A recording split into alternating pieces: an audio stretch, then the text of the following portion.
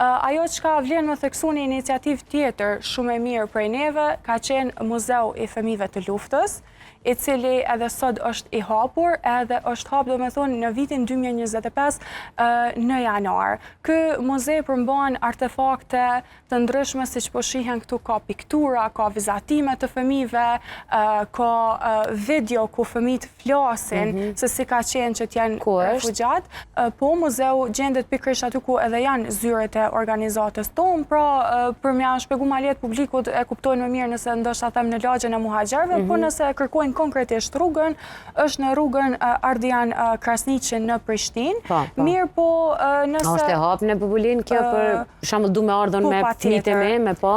Patjetër është e hapur në çdo ditë javës nga hëna deri në të premten, nga hëna deri në të njëjtën ne punojmë prej orës 9 paradite deri në ora 5 mbasdite, kurse të premten është i hapur prej orës 9 paradite deri në ora 2 pasdite.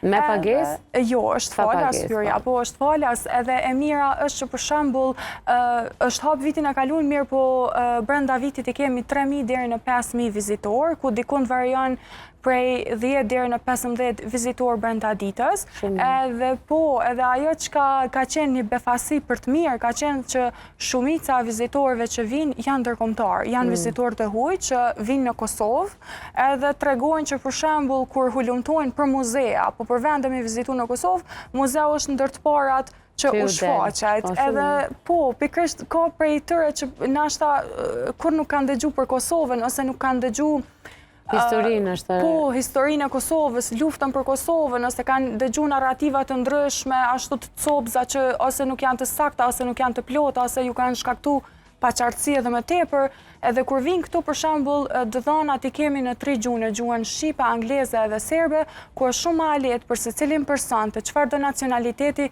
që t'i lexoj këto dhëna edhe që t'i shoh artefaktet nga afër.